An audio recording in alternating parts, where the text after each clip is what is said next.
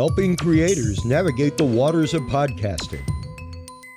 Welcome to the Podcast Cadet Training Series, where we simplify the world of podcasting with techniques and advice from professionals across the podcasting industry.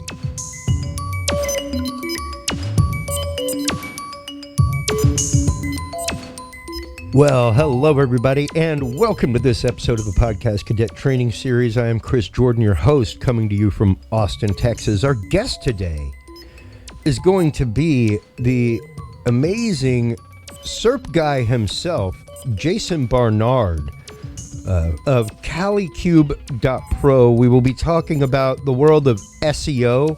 What is SERP? Things like that. Whenever you hear SEO optimization, how can you do best practices to make sure that amongst the millions of shows on the internet with podcasts attached to them, how do you get found? How do you maintain that discoverability? How do you make your show discoverable? So that is his specialty. That is exactly what they do over at calicube.pro. So when we come back from this message, we will be getting into it with Jason Barnard, founder of calicube.pro. Have you considered starting a podcast? Looking for a way to make your business a voice of authority in an industry? Then Podcast Cadet is the solution for you. Whether starting a podcast for yourself, your brand, business, school, church, or just plain fun, Podcast Cadet is here to help you navigate the waters of the podcast industry. Specializing in one-on-one consultation and training with industry professionals in fields ranging from podcast technology and editing to distribution, monetization, and even social media strategies, Podcast Cadet tailors their services to the specific needs of you and your podcast. Do you already have a podcast and trying to find ways to engage and grow your audience? Sign up for your Podcast Cadet audit today and let us help you explore new and exciting ways to leverage your content and elevate your podcast brand to whole new levels. From consultational workshops to affordable podcast production and maintenance packages, Podcast Cadet is your one-stop shop for everything podcast related on the internet. Visit podcastcadet.com today to sign up for your consultation or training. That website again is podcastcadet.com. That's right, folks. And while you are online checking that out, make sure to stop on by calicube.pro. That is our guest today. You can find out so much more about everything that Jason Barnard is all about, his expertise, his podcast, with Jason Barnard, everything else. Welcome to the show today, Jason. How are you? I'm doing great. Thanks a lot for having me. I'm delighted to be here talking about podcasts, how to promote them using SEO techniques on Google and Bing. Yeah, it is. For a lot of people, Jason, this is one of the most nebulous topics in the world, and I think people really get lost when it comes to SEO. In the world, I think people get lost trying to wade through the world of keywords, which are great, but not necessarily the absolute bee's knees or necessity when it comes to such things, correct? Yeah, sure. I mean, I think kind of from a podcasting point of view, the traffic, the interest, the branding is going to come from somewhere other than Google. The driving force behind podcasts today is not Google, it's not Bing, it's not search, but it is becoming increasingly influenced by search, and search can influence and help us promote our podcast. So I think you need to create your podcast from a creative point of view, using the platforms that you've been traditionally using, and think, how can I package this for Google and for Bing to make sure that I get maximum traction as a bonus from them? Yeah, precisely, because it really is a lot about what you are serving up on literally the digital platter, right? Yeah, 100%. And I think what is nice about podcasting is that we're not in a situation today where we're thinking, I have to please the search engines first. We're thinking, I need to please my audience first. And that's where the search engines are going. And we need to stick to our guns. We need to make sure that we continue to serve our audience, because the search engines, at the end of the day, are trying to serve their audience. And to do so, they're trying to identify which of us fits in with a particular subsection of their audience. So I need to inform both Google and Bing who I am, what I do, and who my audience might be, so that they can make that fit. So I think sticking to who you are, what you do, and who your audience is from a podcasting point of view is a really great approach. And trying to do pure SEO for podcasts today would be a real pity, because it's about to change. Yeah. Well, and that's just it. That's what a lot of people don't realize, is that a lot of the times, by the time you've figured out those demographic keywords, things like that, the algorithm changes. That algorithm with Google, Bing, Yandex, all of those indexes, DuckDuckGo, what have you, across the internet, they change almost quarterly. As far as what the AI is picking up, what it's tying together, things like that. So, sure, unless you have the time or the money, which is typically my jazz hands moment in my presentation to keep people engaged, because it is about time or money. What do you have? If you have the time and money, yeah, you can pay an SEO or a SERP guy like yourself to come in and specialize things and keep on top of that trend. But if you're a podcaster at home doing this from your garage and you're a single mom, hey, you don't have money to pay a SEO person and to keep up with the nebulous world of ever-changing keywords. Right. Yes. Now, that you've made multiple great points there. Number one is you suggested that this changes on a quarterly basis. In fact, it changes every single day, every single minute of every single day, because what Google has is big algorithm updates, maybe every month, every quarter. But in between times, the algorithm is evolving on its own. So we have to understand that these updates are the big changes that can make or break a specific brand for a specific query. But in fact, over time, it's evolving constantly. And we need to get into that idea of saying, I'm not going to trick the algorithm. I need to make sure that I am positioned in a manner that Google and Bing understand who I am, what I do, and who my audience is, i.e. what I talk about, who might be interested. Now, when you talk about keywords, my single biggest piece of advice to people is to say, don't spend your whole life looking at SEMrush or SE ranking or another tool like that, trying to figure out what keywords you should be using in your titles. Think about vocabulary. What vocabulary is my audience using? What vocabulary could my audience potentially use to search for something online where I might be a good, helpful solution or answer? So you're looking for the vocabulary and you're looking for understanding from these machines. And the vocabulary will drive you towards people who are searching, who could potentially be your audience by the fact that they're searching. But more importantly, the fact that these engines understand you will enable them to present you spontaneously through things like Google Discover. If you haven't looked at that, that's going to be a big, big, big deal in podcasting in the years to come. Google Discover is Google pushing towards people what it thinks they will be interested in. And if you think about what I just said, if Google understands who your podcast audience is, they can push your podcast to an audience that you have never seen before and who aren't even actively searching for you. And that is the key to the future, especially as, when you think about it, social media and podcasting platforms do exactly the same thing. I do not have an applause button for this show, and I should, because that is precisely, we spent 3 panels yesterday. It was like an echo chamber talking about no matter what your show is, start building a community. Start building a community. That network is more valuable for SEO search and everything else than you will possibly know. That network of similar descriptions, similar activities, posting similar articles to similar places, whether it be Twitter, whatever you're on, make sure that your engagement is quality engagement. It's great to have a presence on every social media platform. But literally, if your audience is, hey man, if your audience is like mine, 45 and up, for most shows I have, I'm not going to get a TikTok.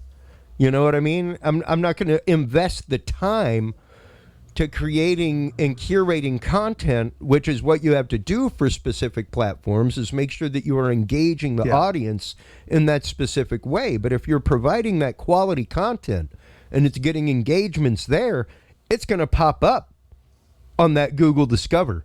If you're a social media user on that platform and you search for things like that on Google, your group's going to pop up in that discoverability area. Stuff like that.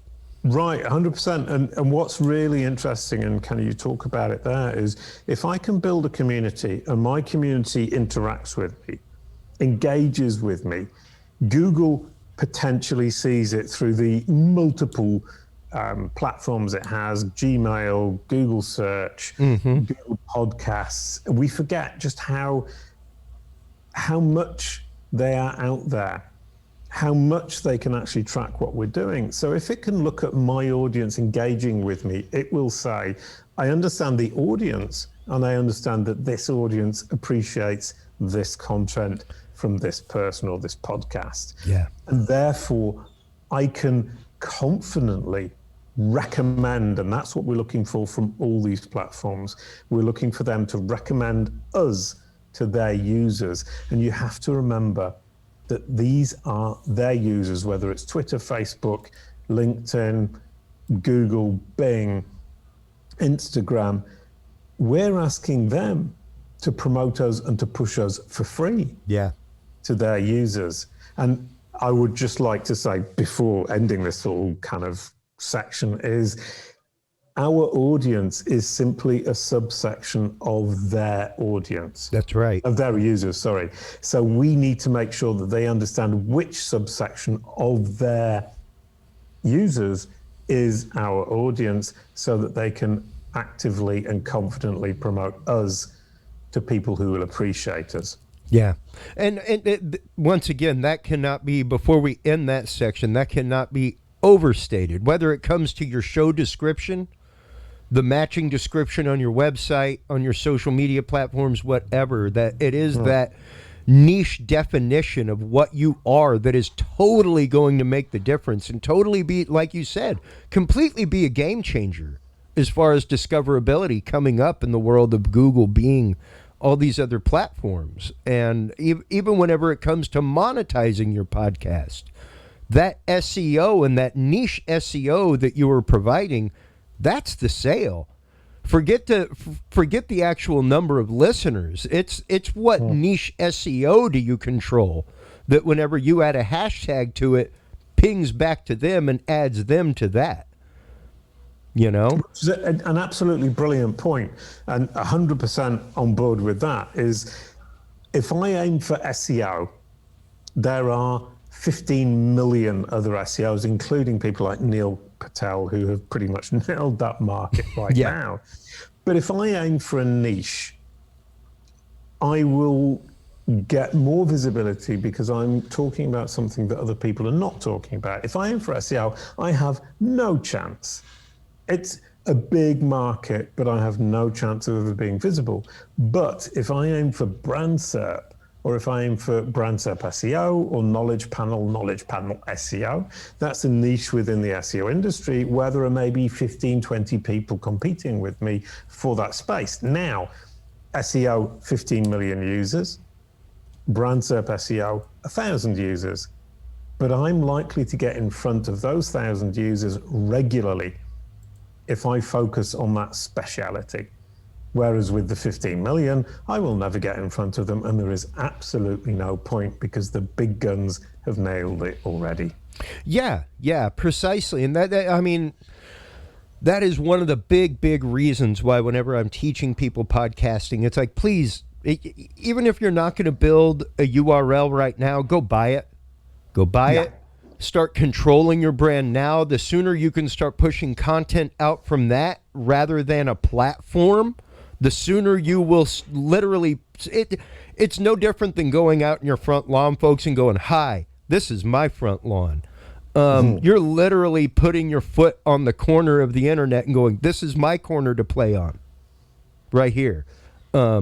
Yeah, and also, and telling people, remember, when you want to come and talk to me, come and talk to me here on my front lawn. Don't go and talk to me on the front lawn of the local social society where I happen to hang out once a week. Yeah. My lawn is where I will always be, and you can always find exactly what it is I'm talking about. That's and right. You can interact with me directly. And one really important point about getting a domain name, getting your corner of the internet that you own, is that even if today it seems scary trying to create a website that you can control and that you can actually manage because technically it might be difficult, reserving it today will cost you $10 to $15 a year to reserve it. And in 5 years' time, that will have cost you $60. And in 5 years' time, then you can start. Yeah. But in the meantime, it's only cost you $60 to reserve that corner. And that corner, if it's incredibly relevant, if you choose incredibly relevant for your podcast and yourself, it will be a natural human reaction to type that into the browser and come straight to your lawn, as you said earlier on. So that $60, I would argue, is well invested. Oh, absolutely. It's literally the best investment that you can make. Like I said, whether you start a website today, whether you start it 10 episodes in, whether you start it 5 years from now, it's the fact that you are building that niche SEO. And as you build that, anything related to that is going up in value. And when you go to buy that domain later, somebody may have already purchased it in hopes that, hey, eventually they're going to want a website. Guess who owns the .com? Or somebody's going to just piggyback off content, what have you, or turn it into something totally different. And now your SEO that you've been working on is tied to like a plumbing company somewhere, Right.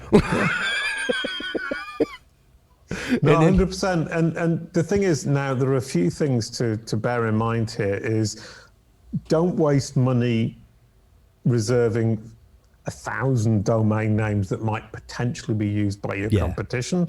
We're not in a situation like Google where we need to protect our brand name across all these different, what we call TLDs, top level domains.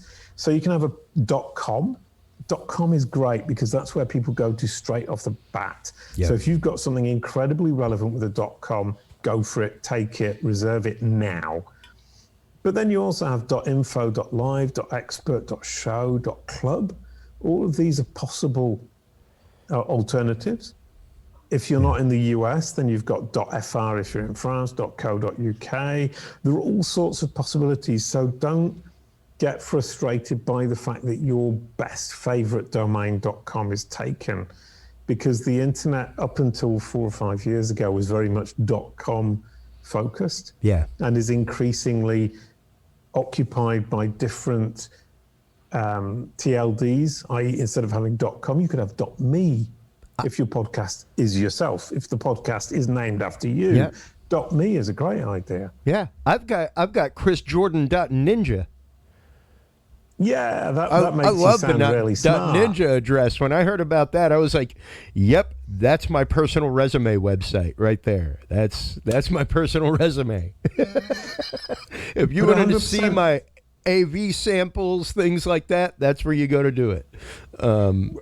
Brilliant. And one thing is kind of Calicube. When I started Calicube, the domain name calicube.com was taken. And I got calicube.pro instead. And I communicated with the domain kalicube.pro on everything. And in fact, nobody ever went to the kalicube.com. Yeah. That belonged to somebody else because I communicated using the domain name as part of my communication. Yeah. And the other interesting point that I think we should remember is, or it might be useful to some people, is kalicube.com. They offered me that for $16,000. Yep. Right at the start when I launched my company. And over 5 years, that price came down from $16,000 to $1,000. Wow. And I recently bought it for $1,000, which is a lot of money. But I wanted to do an experiment, and I've done that experiment, and I'm very pleased that I've done it. But what I mean is, people, when they think you need it, will try to get as much money out of you as they can. Yes. And if you stick to your guns, over time, that price will probably come down, and you might be able to buy that .com in 5 years' time for a lot less money. I've got my .com story years and years ago, and I mean like years ago, like everything was still being done in Adobe Flash. Like if you had Adobe Flash on your site, you were the bomb. You know, this was easily 1999. Oh right. Well, in that case, I was the bomb because my sites were in Adobe Flash. Yeah. And we got 5 million visits a month to the site. Yeah. So that's the bomb. Brilliant. Exactly. And it was the age of people just buying domains for pennies, things like that. And I owned hcproductions.com. It was for putting my music out, my poetry, things like that. And was supposed to build a website, didn't really have the money to do it. My buddy who was hosting the name for me was like, hey, need to find out what you want to do with this name, everything else. Payments coming to us, like, listen, I can't do anything with it. Just do whatever. And he sold it. Many years later, I went to go buy my domain. hcproductions.com was taken. And when I looked it up, I mean, I'm now hcproductions.org, have been since. It was one of the only domains around available at that point. So I took it because I do work with nonprofits, that kind of stuff. Anyway, it was wild because I have now seen my .com. Every once in a while I Google it, and it's available now, and now it's moved down to like, I think it's $2,200. But at one point it was $14,000. My .com was valued at $14,000, and there was it went through an evolution of being like an extreme sports videography company in Vegas that shot like motocross. It went through so many different permutations of companies called HC Productions. Right. Well, I think one really important thing there to say is that it's not the domain name in and of itself that has value. It's the content that's behind it. That's right. And if I'm pushing Kalicube as a content-filled concept and nobody else is using Kalicube, the person who owns kalicube.com has no real use for it. Yeah. And therefore would just want to take the money they can get. And in terms of podcasts, I mean, if you want a relatively easy way in, you can have .show or .radio. Those are great opportunities for podcasters. Yeah. And if your show incorporates video, you can always go with the .tv address. Brilliant. Things like that, because it really is. It's once again, it's that unique domain that you're looking for, and when it comes to that, when it comes to the uniqueness of your name, your niche, your show itself, where does that come into play as far as discoverability, being able to be found amongst the literal millions of fish in the ocean of podcasting now? Well, I mean, the other thing is that your domain name, I mean, in terms of Google, please do remember that keywords in your domain name make absolutely no difference. There is no point in buying a domain name that has keywords in it.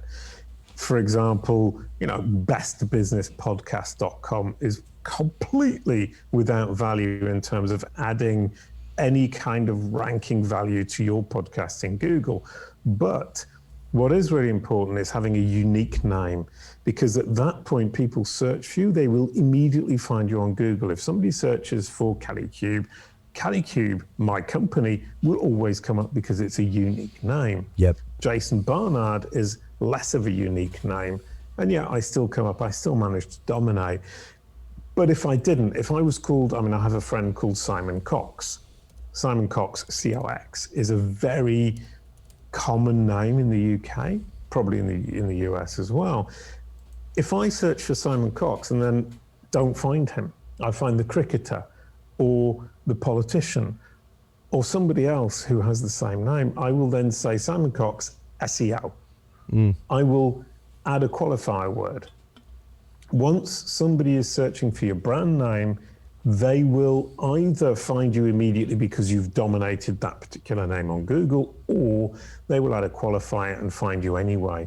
So the domain name in and of itself should represent you and not be an attempt to cheat these machines, because they don't get cheated by anything that simple anymore. No. I mean, back in the day, you could literally load every page with keywords and white text at the bottom of your page, and it would help you rank. It's been amazing, even as somebody who works in the technology industry and is normally the guy putting microphones on people like you at shows, and taking your PowerPoints, that kind of stuff. And to see where things have grown AI-wise, as far as Google, that kind of stuff, as far as searching on the internet, it is, like you're saying, become inordinately organic. And the more niche you can make your name, the more of that niche SEO you can control, the higher discoverability you'll have, with or without listenership. Right. Yeah, 100%. And the other thing is the search engines are trying, and successfully trying, they're doing a very good job of it, of saying, we want to present more helpful information to our users before our users have even asked for it. And that requires an understanding of the different elements they could propose. So, for example, I'm interested in chess. There must be chess podcasts. I can't imagine how boring that might be. And I do apologize to anybody who happens to have a chess podcast. But if Google knows that I'm interested in chess, it can potentially offer to me, in a search that is related, chess podcasts as a possible, what Bill Slawski calls teachable moments. Google's saying, here's something I can help you with. I can teach you by sending you to this great resource that will be interesting to you and will help you move forward in your learning experience. That's number one, and that's when I'm actually just on Google searching. Number two is I boot up my Android Google phone. I swipe right. It shows me the latest news, the latest things it thinks I might be interested in. Yeah. And the other day I was in the south of France, I live in France, and it said, why don't you go and see a film with Brigitte Bardot? Because I was in a town where there happened to be a film about Brigitte Bardot being shown. Wow. And that's to do with the fact that I often go to the cinema and the fact I was in this town. So Google's pushing this content towards me. If I had been in London and I'd been searching for chess games for the 5 or 6 days previously, and there was a chess tournament going on in London, that Discover would have said, why don't you go to the chess tournament?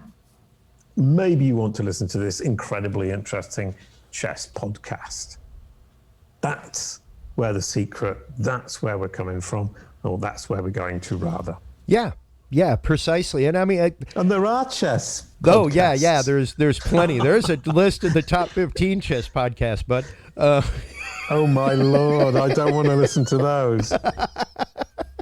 Riveting content, I'm sure. But I've even had examples. Just to defend myself, in fact, I was a big chess player when I was younger, and I was actually very good. I was North England champion at one point, and I stopped because it drives you totally insane.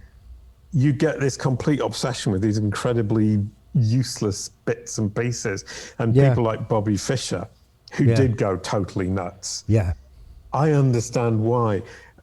So it's not that I find it boring, it's that I'm frightened if I get into it again, I'll find it too interesting, and then I'll never get out again. Yeah, and a lot of people, my little cousin, understands me probably more than anybody else in that realm. And I remember at one point, one of our cousins was like, "Hey, yeah, you should." Oh God, what was the game that everybody was into? It was Beyond Doom and stuff like that, but. She was like, "You should get into this game. You would enjoy it." And I was like, "Ricky, take it, man." He's like, No, Chris can't do that.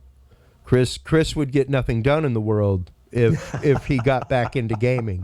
Like, you don't understand how much time Chris played Doom and Wolfenstein and things like that. Like, yeah, I literally made the promise to myself that whenever I built a computer again, that I would never have a game on it. Ever. Right. Because it was just a vapid time suck in my life. Not that I didn't love it and enjoy it. I can relate to that a great deal. But one other thing is, what I do find is, I mean, I don't listen to very many podcasts because I don't have travel time to work because I have always worked from home. Yeah. And I was talking to John Mueller from Google, who says he listens to a podcast every single day on his bike riding to work. And I think from that perspective, podcasts is something that I had underestimated.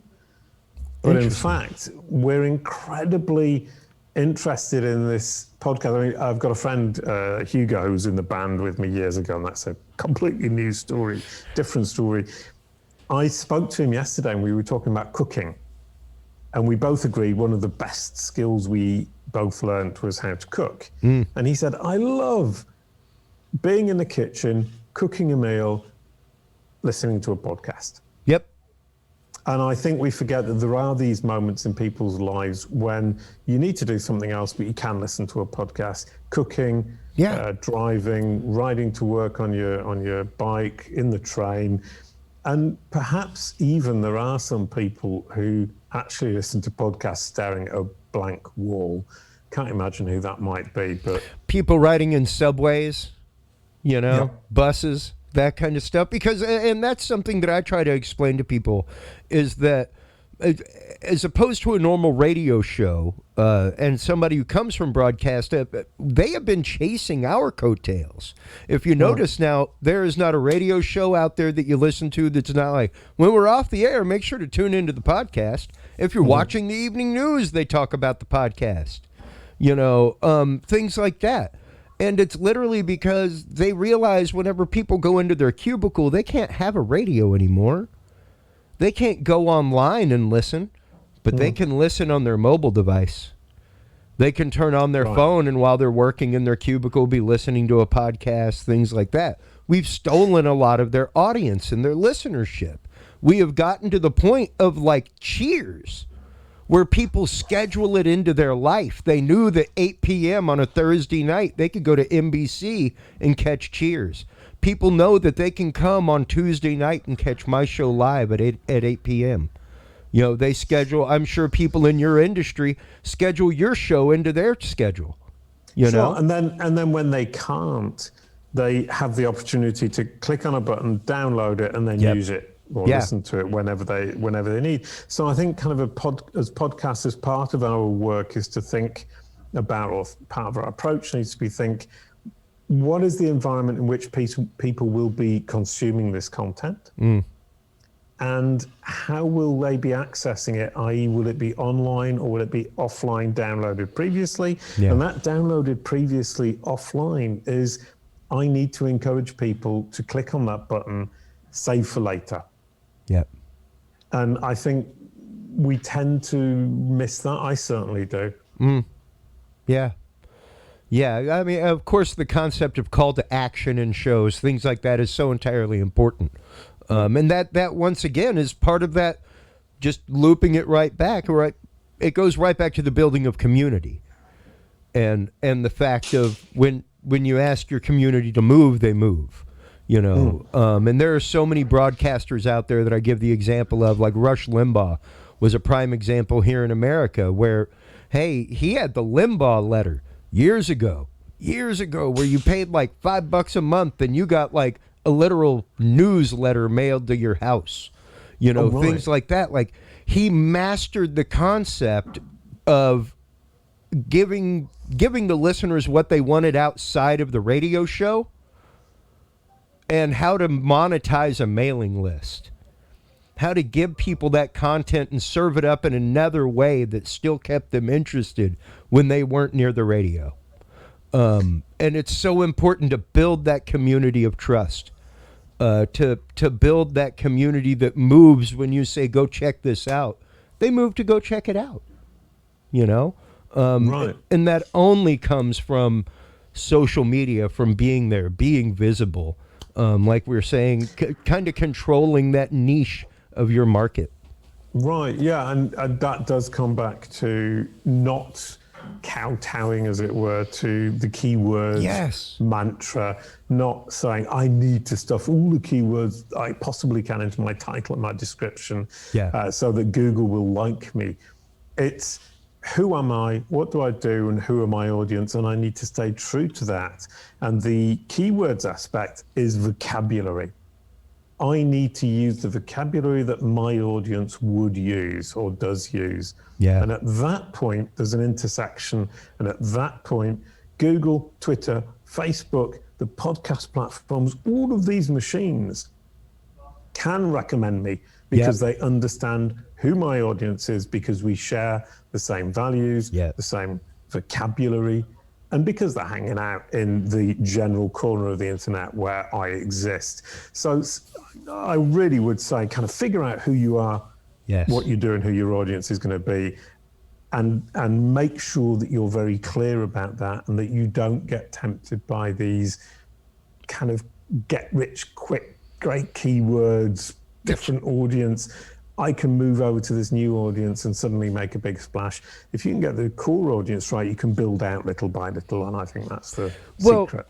That's just it. It's a slow and steady process. Yeah. And once again, the jazz hands moment for my presentation would be time or money. Time or money. If you got the money, you can definitely pay an SEO person to go out there, and your discoverability will shoot up, all kinds of stuff, and you'll be paying them regularly. Or if you have the time, you can put out content after content after content of the same quality, of the same type of description, using the same type of vocabulary, talking to the audience in the same organic way. And that will literally become a search type in Google after a certain amount of time. Which is a brilliant point, because in fact we can influence Google by creating demand, by saying, here is the vocabulary, and encouraging people to search around that vocabulary. You will create the search, even though it's very small, and Google will understand it. Google is massive, and I think we tend to forget that.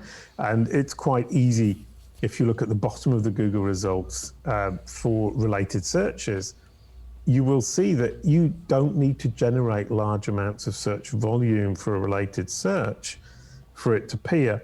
And you're now looking at the Jason Barnard, My Brand SERP. If you scroll to the bottom, we can actually look at that. Jason Barnard LinkedIn, Jason Barnard Podcast, Veronique Jason Barnard Boowa. What it's done here is associated me with things that people search for. Now, Jason Barnard Boowa is a cartoon character I created 20 years ago. That's how deep this can go. Yeah, and there isn't a vast amount of search volume around that. But it understands because there is some. And it now suggests that as a teachable moment, as we were saying earlier on, an opportunity for its user, once they've searched for Jason Barnard, it's saying maybe you want to look for Jason Barnard Boowa. It's a suggestion. But then if you think about that in a wider sense, if somebody types Boowa, the blue dog from the cartoon I created, the related searches could potentially be Boowa, Jason Barnard, and somebody would then come and find me.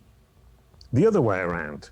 Yeah. Which is a delightful idea. And if you push it out even further, which is maybe not, not short term, definitely not short term, is if somebody starts searching for digital marketing podcasts, and I have managed to get Jason Barnard digital marketing podcasts in my related searches, potentially there is that connection, and that connection could work the other way around. That would be very long term. but it's certainly something I could hope to achieve over 5, 6, 7 years. Oh, absolutely, absolutely, and that's where really it comes down to. I remember one of the first articles I read, because I tend to do a lot of rabbit hole research before I get into a project, and before I started my beloved Talking Sound podcast, which you were on, I remember doing months of research, and one of the best articles that I referred to all the time was literally titled, "So You Want to Start a Podcast, Be Ready to Be Lonely." And it was just the idea of, it's going to take a while for people to find you. So you've got to have the stick-to-itiveness of getting to 50 episodes, 100 episodes, and just to give you an idea, folks, if you're releasing once a week, that's 2 years. That's 2 years of doing something. And you're looking at, for an hour-long show with proper social media promotion, everything else, probably about 5 hours a week of work a week per episode, maybe so 10. We just calculate that for 100 episodes, that's 500 hours of work over 2 years. You have to be prepared to put that in. And I think if I understand correctly, like 95% of podcasts don't get past the fifth episode. I don't know what the percentage is, but it's something shocking like that. It is something close to 70% that are out there that are nowhere beyond 20 episodes. I know that there is one platform that I don't necessarily speak of by name on the show, but a lot of people use it. And yeah, like I want to say 75% of the shows on that platform are defunct shows that have no content. They went to 10 episodes and they're gone. And you have to remember, folks, you're sharing your SEO discoverability with dead shows.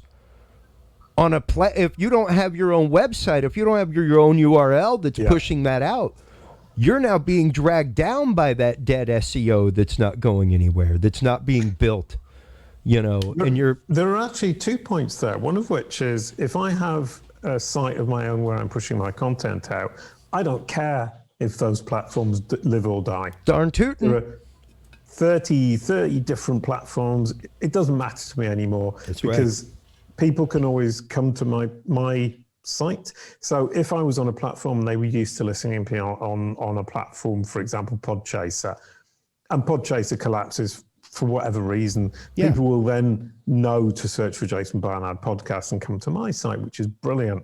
And it gives me power. It's my front lawn, as you were saying earlier. That's right. Once again, phenomenally important and vastly underrated. And the second point that you made there that I really like to pick up on is my podcast is in the top 10%. But it isn't in the top 10% because it's one of the best podcasts that's listened to by millions of people. It's in the top 10% because 90% of podcasts collapse after 10 to 20 episodes. That's right. So it's no glory to me, but actually just keeping going for 180 episodes, which is what I've done, gets me in the top 10% right off the bat. That's right. That's right. Not right off the bat, excuse me. After 3 years, it gets me in the top 10%. But the fact of just being there and keeping producing immediately puts you in the top 10%. Yeah, precisely, because you are continually serving up those platters of information to Google. They know every Tuesday they can come by your site for a similar snack. That's a really important point that I'd almost forgotten to make, is part of the podcast. I mean, my podcast, I'm not actually doing it because I think I only get gazillions of listeners. I'm doing it for two reasons. One of which is I invite guests who can teach me things that I didn't already know. So I ask them questions and they explain to me things that I didn't previously understand.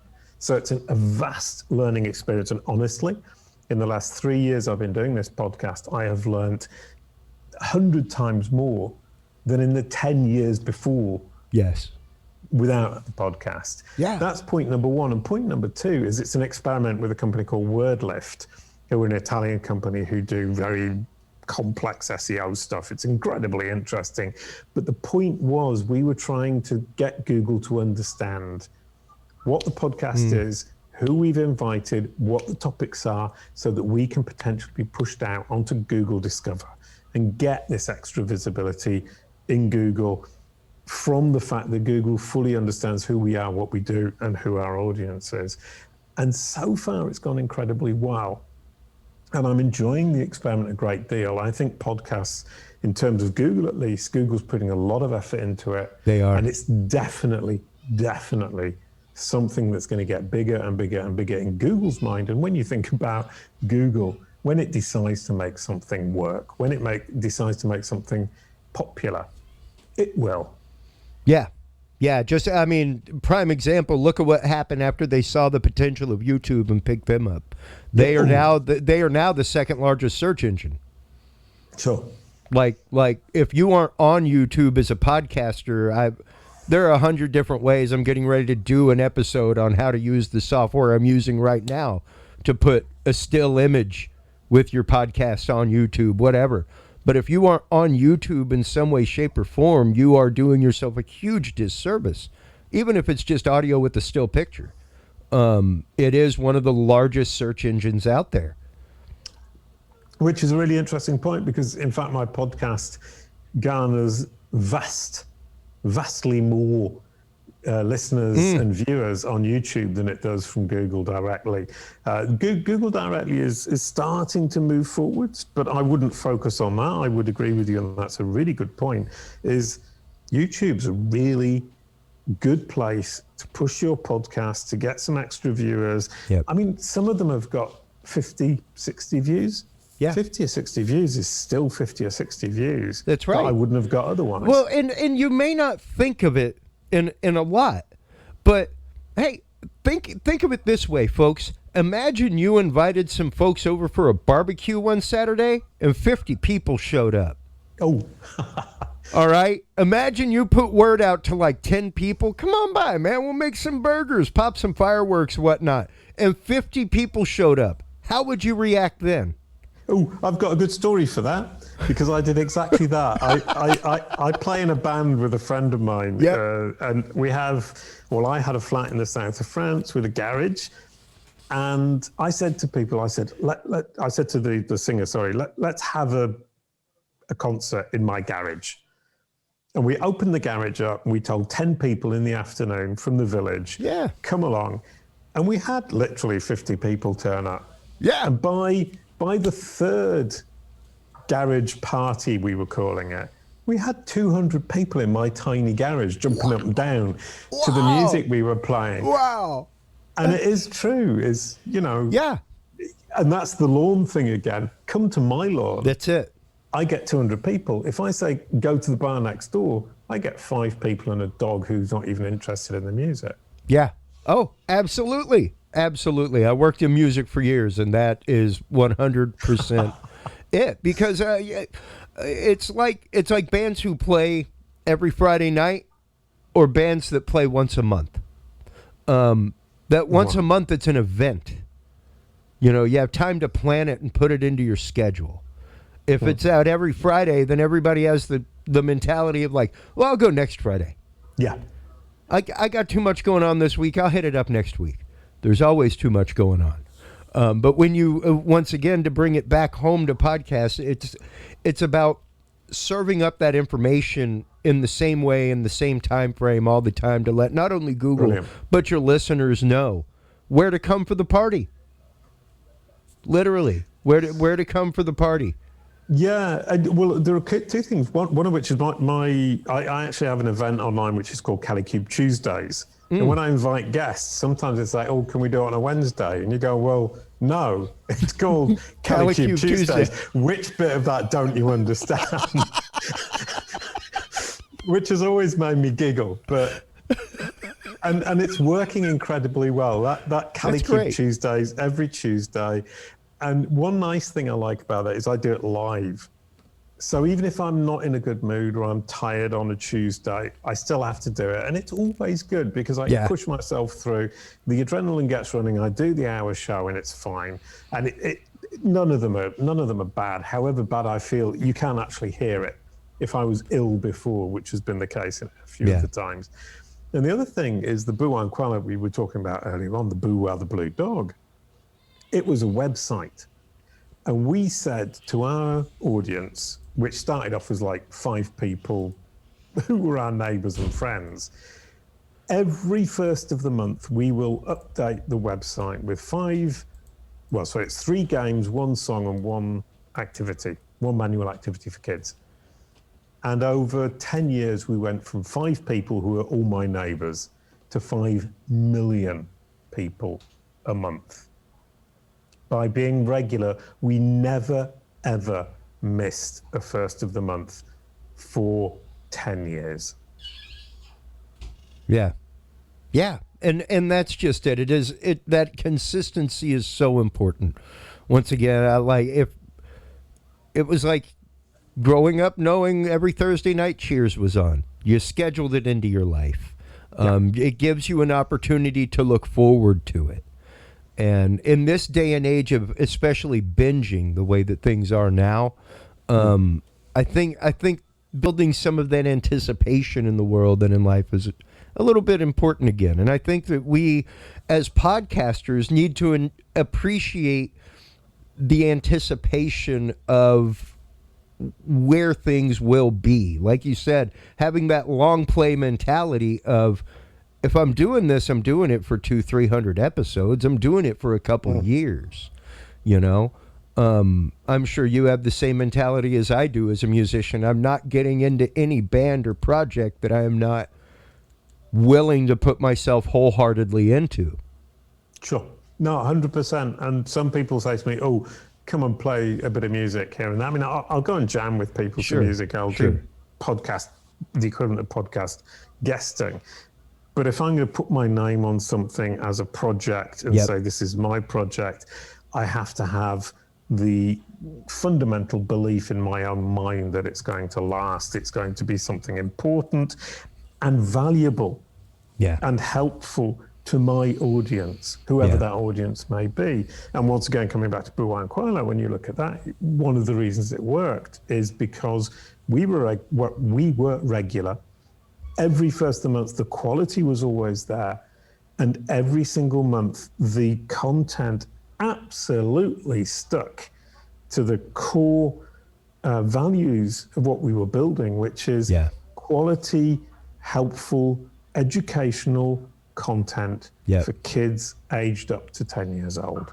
Well, and that's an important thing to bring up that I bring up a lot in my presentation before I let you go real quick, is just the idea of brand consistency, the idea of having a mission statement, having like a 2-sentence mission statement that if you need to know whether or not to book this guest, if that guest or what they're there for or the book that they're bringing on or whatever cannot be shoehorned into that 2-sentence, like just as a former broadcast producer, that's the thing. If it can't be shoehorned into that 2-sentence description of what you are, what you are about, and what your content serves up, don't do it. Don't do it. You are disobeying your brand. You're disobeying your loyal audience and the content that they are looking to you for, and you're totally jacking up your SEO by tying it to other things that are totally unrelated. Brilliant. No, actually, to be honest with you, you said you're going to let me go, and I think that is possibly the best conclusion to this podcast anybody could have come up with. And to be honest, hats off to you, Christopher, because I couldn't have said it that well.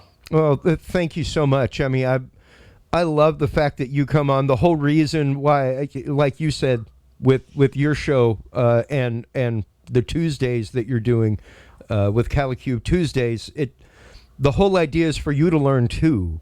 I learn from this process every day. Even the audience that I taught yesterday, even today. The whole reason I wanted to have you on again was like, that first episode was amazing, and I loved it, and I've listened to it 2 or 3 times. But even today, I have whole new concepts that I need to implement because of it. And that's what it's about, is us learning, us exploring together as a community and building each other up. And I want to thank you so much for your time with our audience today. And I want to thank you for the great questions, because as you said, I'm learning. You asked me a question, I think, well, I hadn't thought of that. I think about it as we're talking, and I find new things that I hadn't thought of before. And I think kind of sometimes one might imagine when I'm talking, I've thought of all this before. And a lot of what we just talked about, I haven't actually thought through or articulated before. And I'm going to have to listen back to this because I've got things to learn from both what you said and the questions that you asked that brought me to say things that I hadn't previously thought through or said. Oh, thank you so much. That means the world to me. Before we do let you go, tell everybody one last time where they can go to find everything from CaliCube, where they can go to find the free tools that you guys have, all that kind of good stuff.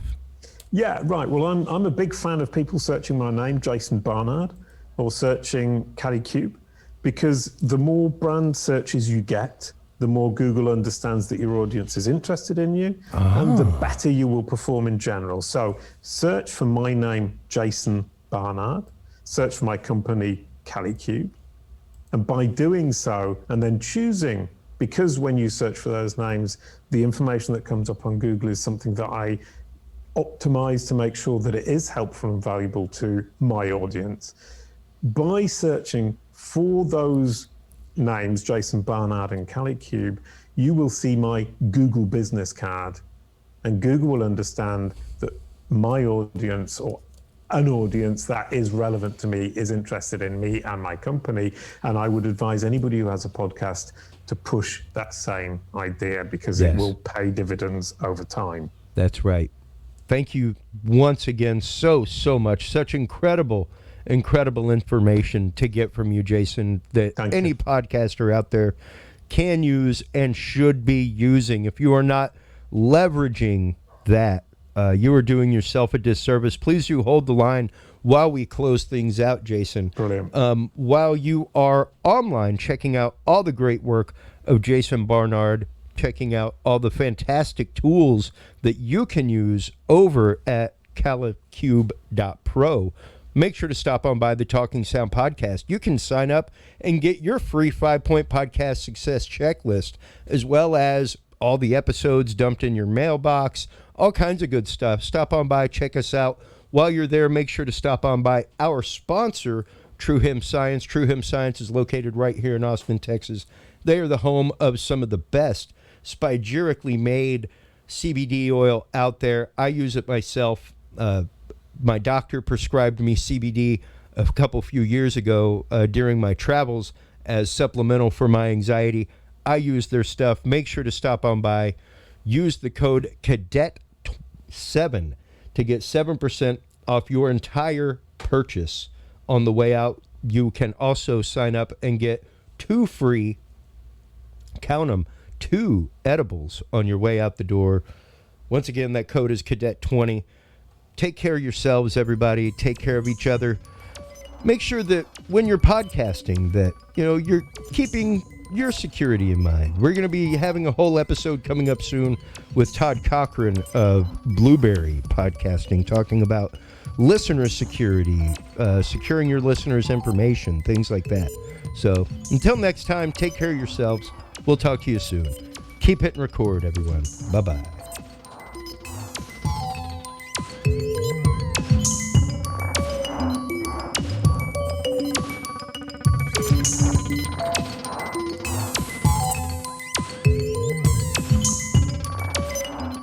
Thank you for listening to this episode of the Podcast Cadet Training Series.